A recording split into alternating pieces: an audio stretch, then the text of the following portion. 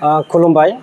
दुलाराय उदालगुरि रंजालि बैसागु आफादनि जानानै साफ्रोमबो रायजो राजा नोंथांमोननिसिम खुलुमनायखौ जासिहरनाय थाबाय आरो लोगोसे मीडिया पार्सन नोंथांमोननिसिमबो खुलुमनायखौ जासिहरनाय थाबाय।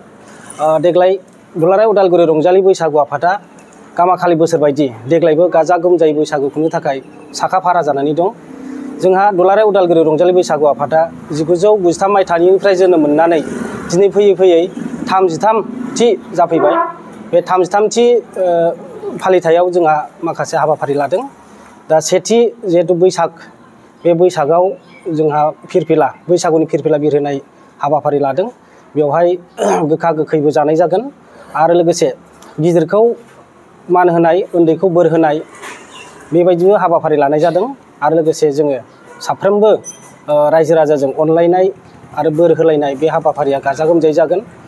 आरो बे जोबनायनि उनाव जोंहा 5 थारिख बे मोनसे बैसागु फोरबोखौ फालिनो थाखाय जों माखासे हाबाफारि लादों। बे हाबाफारियानो जाहैबाय जोंहा गेलेमु बादायनाय। बेवहाय जों बर'नि जेसेबांखि इन्डिजिनियास गेलेमु दङ, बेखौ जोङो गेलेहोनोखौ बादायहोगोनखौ जों सेस्था खालामगोन। आरो बिनि उनाव जोंहा दङ हाबाफारि बायदियै बैसागि सिख्ला मोसानाय। सारा जों बेखौ आसाम नाङैनो जोङो खालामनो सानदों आरो बिथांमोनखौ जोङो हांख्रायहरनो सानदों।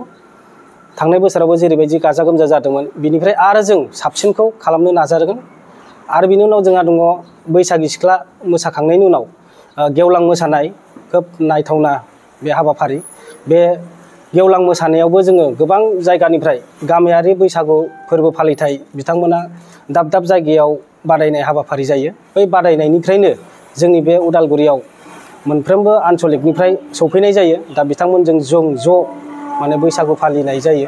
दा बिनि थाखाय आङो दुलाराय उदालगुरि रंजालि बैसागु आफादनि जानानै साफ्रोमबो रायजो राजा नोंथांमोनखौ हांख्रायहरो जे बे जोंनि बे हाबाफारियाव लैहोर लैहोर फैनानै बाहागो लाफैगोन। आरो जोंहा दुलाराय उदालगुरि रंजालि बैसागु आफादा बोसोरे लाइसि लेखा, माने बेखौ बारदै सिख्ला मुंनि जोंहा बोसोरे दिरुननाय जायो।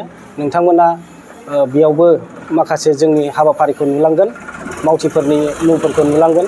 जों बेखौ बोसोरे लाबाय थानाय जागोन। बेखौबो जोङो इदिनखालिनो बेखेवनाय लानाय जागोन। बेखिनि हाबाफारियाव जोङो देग्लायबो गाजा गोमजा जेसेबां हायो बेखौ खालामनो नाजागोन। गोजोन्थों।